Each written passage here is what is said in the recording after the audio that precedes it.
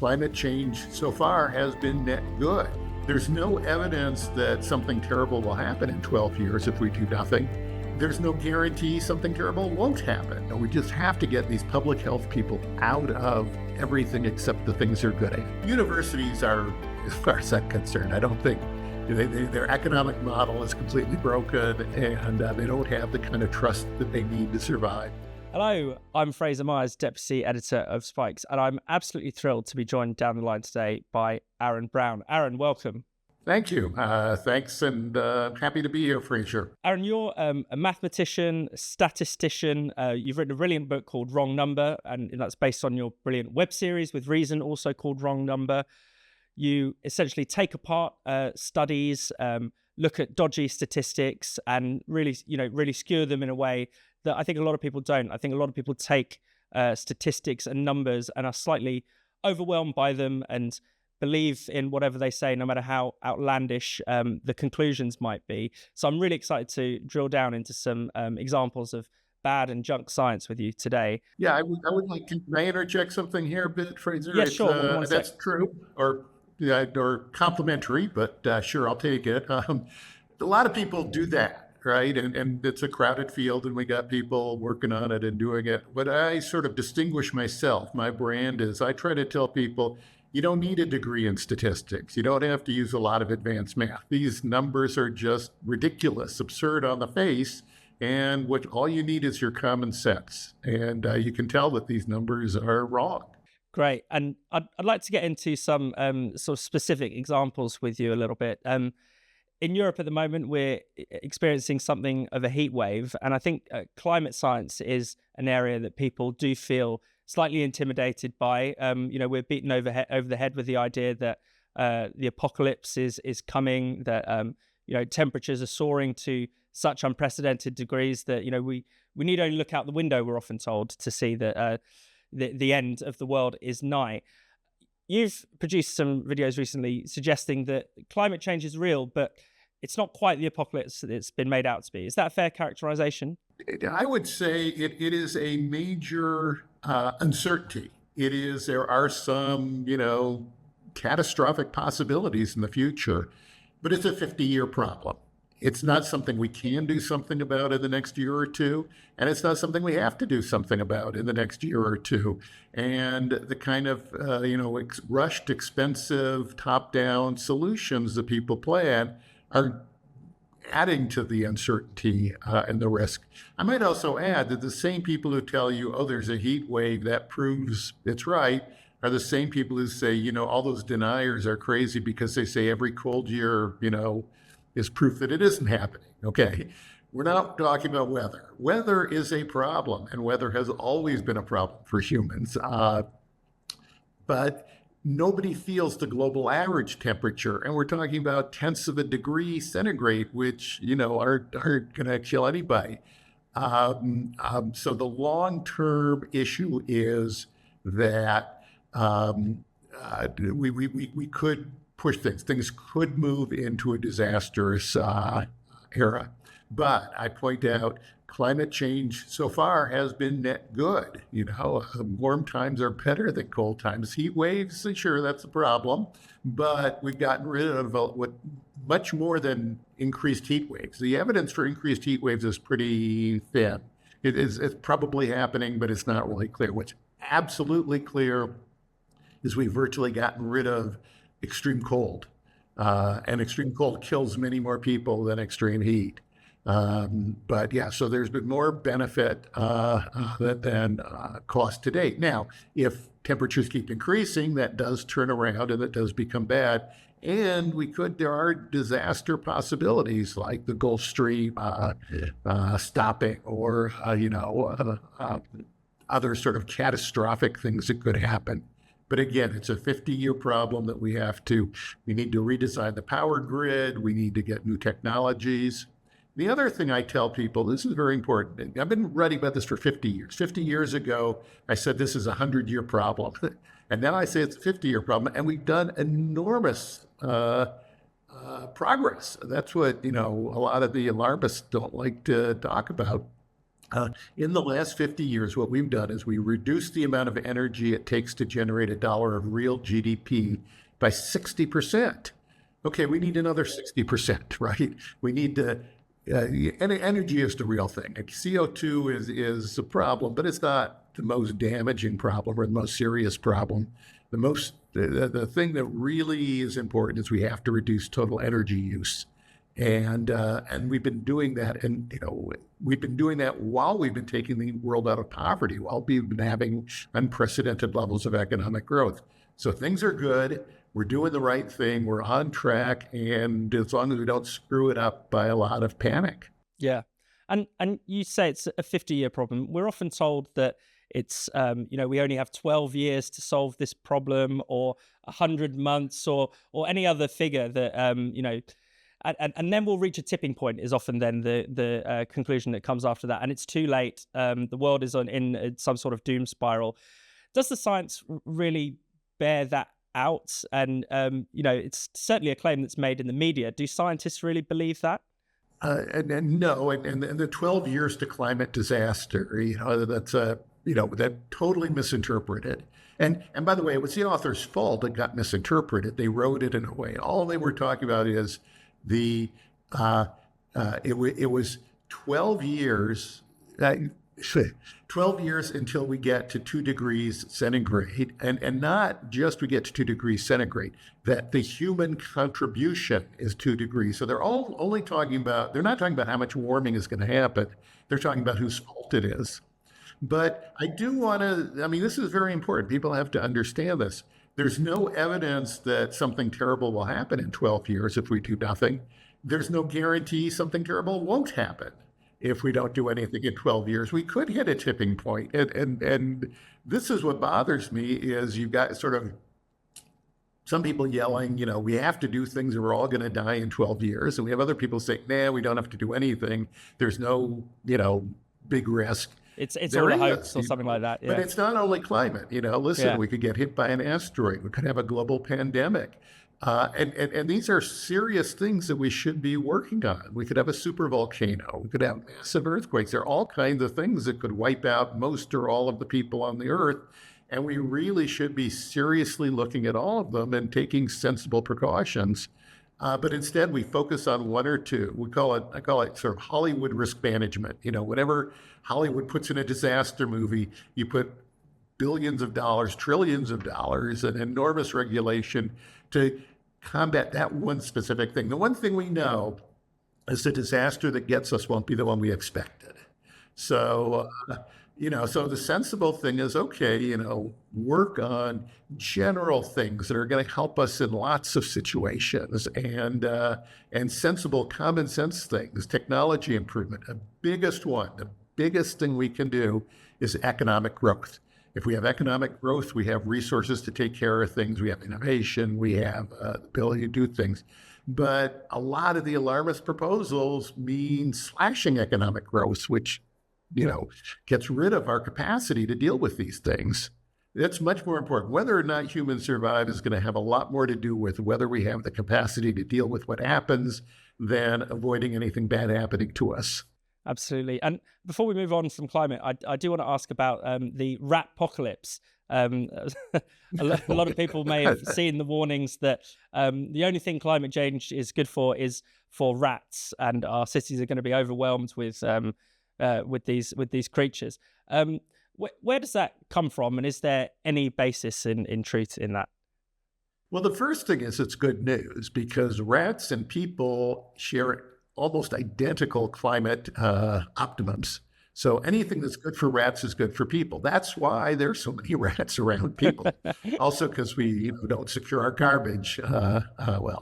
And if you want to control rats, take care of the garbage and is the way to do it. No, okay. So somebody decided to do a paper, and what they did is they said, let's look at rat complaints.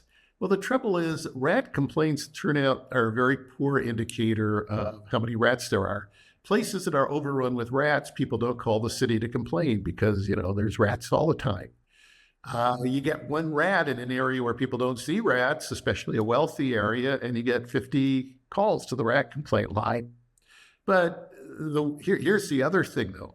They didn't look at how temperature had increased in cities. If they looked at that, they found there was no relation. That the cities got warmer, rat population didn't go up.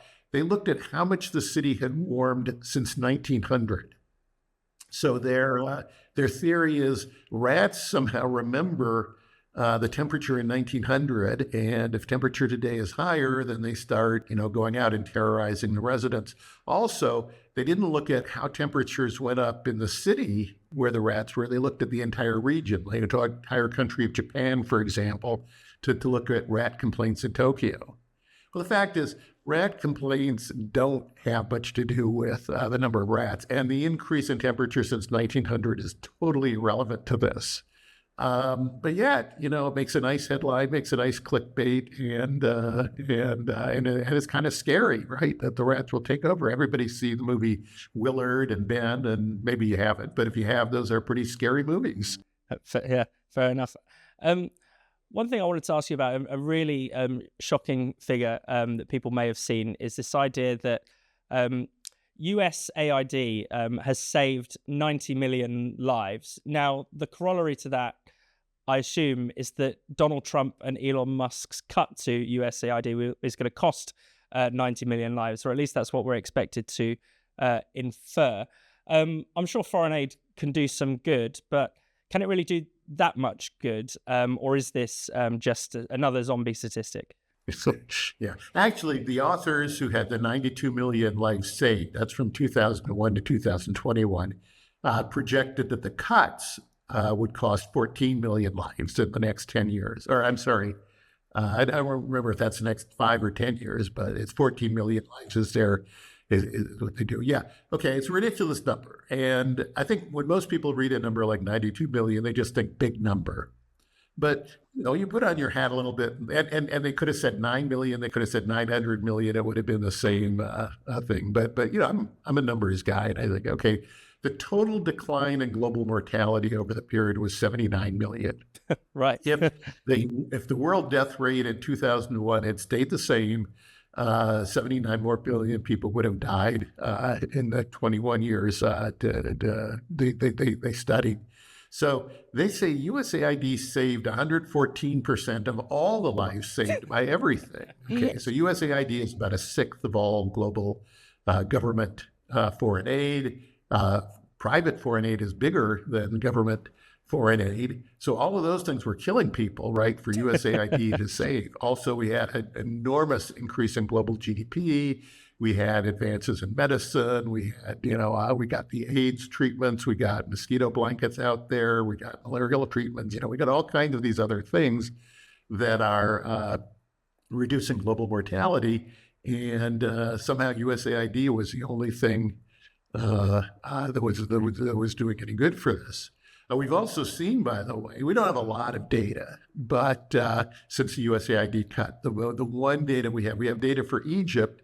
And instead of a 25% increase in death rate, which the model predicted, we've seen death rates have fallen. Now, that's only one data point, one country, is preliminary data, so it's not a big deal one way or the other. But it does say that these apocalyptic predictions probably aren't true. And I do think, there are people, serious researchers, who look at they don't do this sort of fake, or I won't say fake, bad computer model that these researchers did. They look at actual things. Okay, this program was cut, this many antiviral drugs weren't distributed, this many mosquito nets weren't distributed, and they add it up. And they come up with something, numbers about a third the size of what the USAID researchers claimed. We also had the Lancet, is the most prestigious medical journal in the world. They published this. They have all these claims about how great their fact checking is, how they, contact skeptical researchers. They use professional data. None of that seems to have been done here. And their sister publication came up with also estimates that are about a third the size. I think even those are pretty hard to credit, that USAID was responsible for a third of all the global decline in mortality. Especially because 60% of the decline in global mortality was in China that gets almost no USAID funds. but at least, we're started getting something. I look at these things and say, okay, they're not totally ridiculous. They're doing an honest methodology that somebody might use who really wanted to find out the truth to this. I still think they're coming in high, but it's not as totally absurd as the 92 million.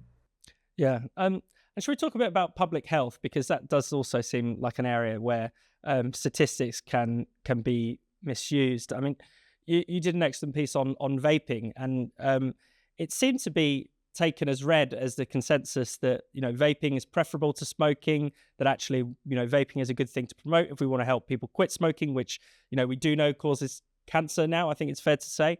But there does seem to be a rearguard action against this. A lot of people saying that vaping is going to cause you heart problems, cancer, all kinds of things. What do you make of the state of the debate on that? By the way, it's not just fair to say. We know cigarettes cause cancer, and cigarettes and tobacco smoking reduces your life expectancy. Vaping, it's kind of a coin flip. There's some evidence that it may have some harm, some evidence that it doesn't. I mean, it's hard to say, but it is clearly far less dangerous than smoking. And we also know that it is usually, not always, it's usually an alternative to smoking. So, vaping clearly reduces the amount of smoking. Vaping is clearly a net public health gain, even if it by itself, it's not completely safe, but it's nowhere near as dangerous as smoking cigarettes. Yeah, there's a prohibitionist mindset, and this is kind of a problem with public health in general. The whole field of public health is a terrible way to deal with most issues. We use public health for infectious diseases and for sanitation. And the reason we do that is the damages one individual can cause can cause millions of deaths. One infected person can cause a pandemic. One, liter of a toxin in the water supply, can cause enormous problems. And so what we do, we ignore individual rights, right? We just toss those out the window. We quarantine somebody in conditions that are probably going to kill him. We take away his life, his liberty, his pursuit of happiness, and only because infectious disease is so dangerous. All deaths are the same. We just add up deaths. We don't care whether, something's, somebody, an innocent person is killed, somebody kills themselves, somebody is killed to prevent something worse, like a defensive gun use, something like that. We just add up all the deaths. We're looking for a target, a toxin, a pathogen. So, for example, public health gun control. We focus on the guns. We don't focus on crime, on violence, on the things we actually have some control about. And public health wants to eradicate things. We want to get rid of that target, whatever it is. And that's not the solution for most problems. It's when we're talking about guns, get rid of every gun. Well, that's really not the optimal solution. It's both impractical and it wouldn't work. Or in the case of vaping, get rid of all vaping. Well, you get rid of vaping and you get more smoking. And so, we just have to get these public health people out of everything except the things they're good at, infectious diseases and sanitation. And what's your take on the use of statistics around COVID? I remember you debunking a study that said, they made the quite outlandish claim that 40% of COVID deaths could have been avoided without people being evicted from their homes, which, again, it just strikes me immediately. It's like a crazy kind of number that can't possibly be true, even if you are sympathetic to the idea that people shouldn't be evicted in a pandemic. Well, I'll tell you, and this was a very influential study, and it played a part in major policy decisions. It was cited in courts and whatever, and so it was based. Forgetting about the 40% number for a second, the logic was just wrong on the face. They said, well, evictions increase crowding because the evicted people move in with others. But of course, when you evict somebody, you don't destroy the unit. Somebody else moves in. Crowding is the number of renters divided by the number of available places. And so if you move somebody from one place to another, that doesn't increase crowding. But if you refuse to allow landlords to evict people who aren't paying rent, then the number of housing units declines. People take units off the market. They don't construct new ones. They don't, and they certainly don't rent to poor people. So you increase crowding. You don't decrease crowding by this. And the 40% figure, it's ridiculous. There are lots of people study evictions, and they would notice, gee, there's nobody to study because they're all dead. And then there are people who study COVID deaths, and they would notice, gee, 40% of the people who were recently evicted, which is a pretty rare thing. There just aren't that many people. You need almost 100% of the people who were evicted to have died of COVID for this figure to be true. And then when you actually look at the methodology, in this particular case, I also had another problem because the study claimed it was based on county level data, and nobody's been able to do good county level data because good county level research because the data isn't available. They only cited one of their data sources. They had lots of data sources. They only cited one of them, and it's a place that doesn't have county level data. So, I contacted the authors. They wouldn't respond. I contacted the publisher. They said they disclaimed any responsibility, and they said they don't require authors to reveal their data.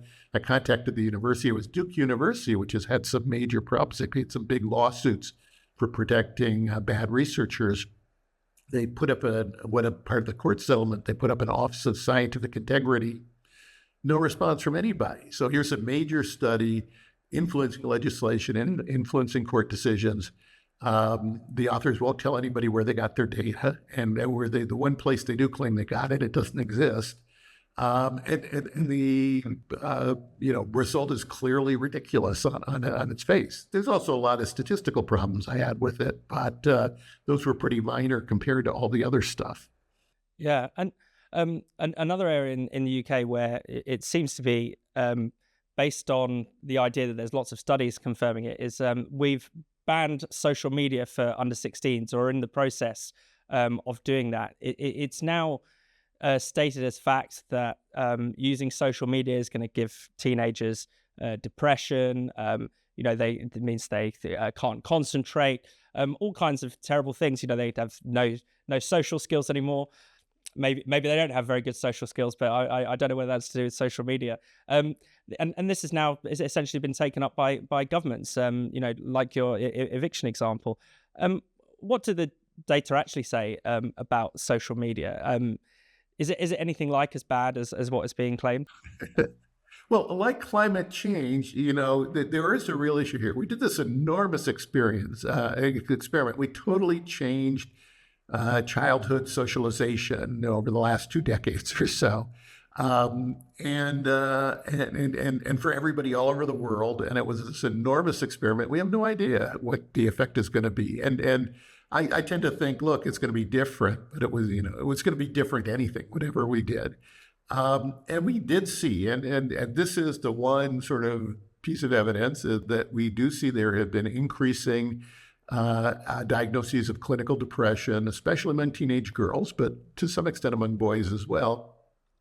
And it more or less coincides with the rise in social media, or it's they're happening roughly at the same time.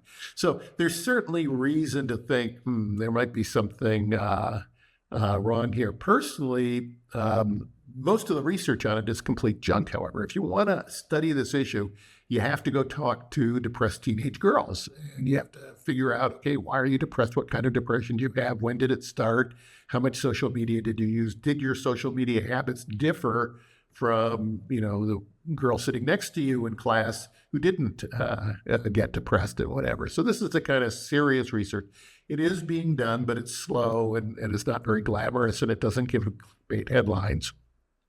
The mass studies you see are just junk. I mean, they're laughable junk. There's one study done in the UK, by the way. They said to adults, stay off social media for 2 weeks. They didn't check whether they actually did or not. And then at the end of the time, they said, do you feel better? And 52% of them said, yes, we feel better, something like that. I'm making up that number. I don't remember the exact finding, but this is the kind of junk study doesn't tell you anything. They weren't teenage girls. We don't know whether they quit social media. Cutting social media for 2 weeks doesn't tell you what would happen if social media were banned entirely. The one thing I will say, there is a few good papers there, and what does strike me, and this is, I'm not a professional in this field, I'm just saying I read a lot of research, and here is my conclusion. The thing to watch out for is a kid who spends all their time on one particular passive activity, whether that's, social media, whether that's watching television, whether that's, playing Dungeons and Dragons. Well, I should say Dungeons and Dragons with a computer, playing computer games, Dungeons and Dragons with other kids. Sure, great, that's socialization. And it wasn't the number of hours they spent on these activities, it was doing all of them in one thing. So the kid who doesn't watch TV, who doesn't play video games, but is constantly thumbing social media, that does seem to be a negative sign. But again, I wouldn't, set some regulations. I tell parents, hey, if your kid is spending 10 hours a day on Instagram or whatever, try and get them to, get outside and kick a soccer ball around a while, or watch some television, or play some video games or something. Get an AI girlfriend, whatever. But again, it's a worry. You got to know your kid, and some kids probably are fine doing that. Yeah, and how do we end up with so much junk science? Is it simply the case that, it's the media misreporting things, not understanding the statistics that are coming out of universities or from studies, or is actually a lot of the process, does it just not work? Are peer-reviewed studies really worth as much as we assume that they are? Yeah, so I'm going to separate that in two parts. So why do we get so much bad research? That's easy to say.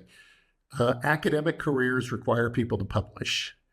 No one, or almost no one, can produce the amount of high quality research that universities demand, and granting agencies or whatever. So to have a successful career as an academic, you virtually have to publish a lot of bad research, a lot of easy research, or take the same paper and sort of chop it up and, present it for a different time, whatever. But the reason that's not fatal is everyone knows what the good and the bad research are. If you do you're a psychologist, you're doing serious research on one field that you really believe in, you really care about, you're really making progress at, you take around to conferences, you promote to other people, you spend a lot of effort publicizing. But you need 2 more publications this year to, meet some deadline.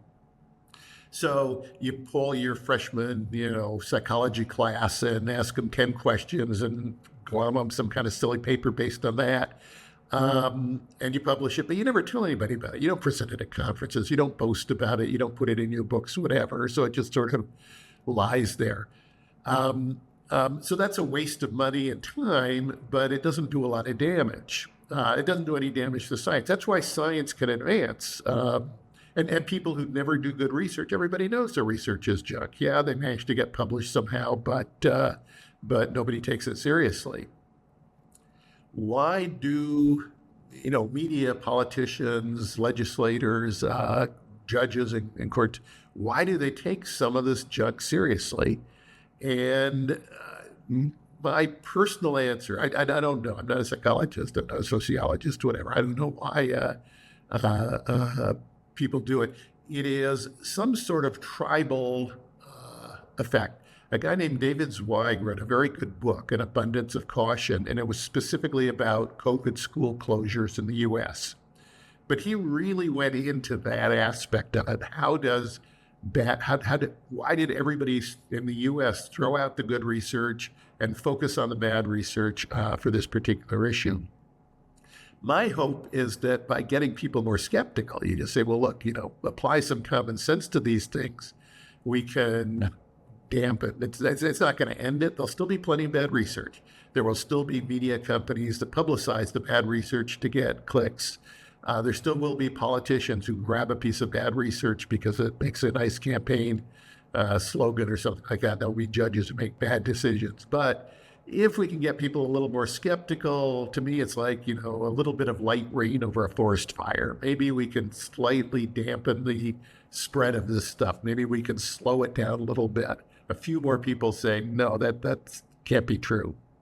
Do you think it's perhaps a good thing that there is now a growing distrust in institutions like the university and things like that? Is it possible that we might be, I suppose the bad part of that would be people dismissing science out of hand and being sort of Philistine about it.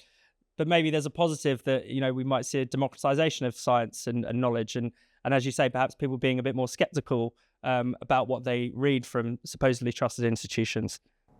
Yeah, well, you've identified the good and the bad part. There should be more skepticism.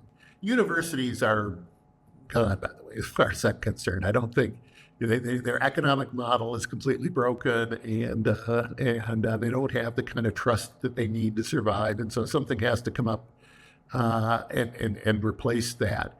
But you're right, because then people throw out a lot of stuff. I mean, a lot of stuff scientists know is true.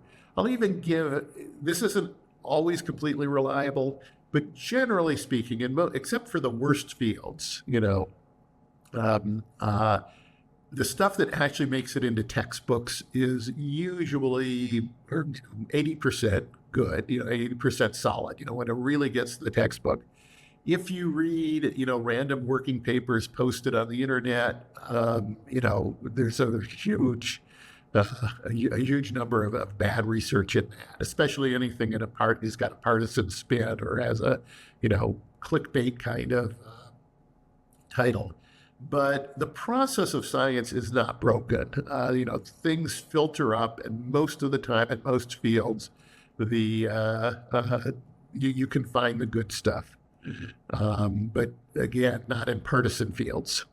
And finally, is there anything you'd recommend that we look out for? When we're just in our daily reading the news, to identify some junk statistics. Anything that really should fail the sniff test if it isn't already. Yeah, I just to say in the book, apply the same skepticism to a scientific claim as you would to somebody trying to sell you a mutual fund. Just ask the same questions. And you don't really need most of the stuff, because, all the nutrition advice you can, that pops up on your screen while you're trying to, get useful information. You could ignore all of that. You don't need daily, eat more tomatoes, don't eat tomatoes, whatever. There's just no need for it. So you don't have to worry, was it a good study or a bad study? We know what healthy food is. We know what healthy eating is. Exercise. There is no, great secret that will make you rich and thin overnight. It just doesn't work that way. So if you only concentrate on the stuff you really need to know about, those are things you can test. Those are things you can find out for yourself. Fantastic. Well, great talking to you. Thank you very much, Aaron Brown. Thank you for having me, Fraser.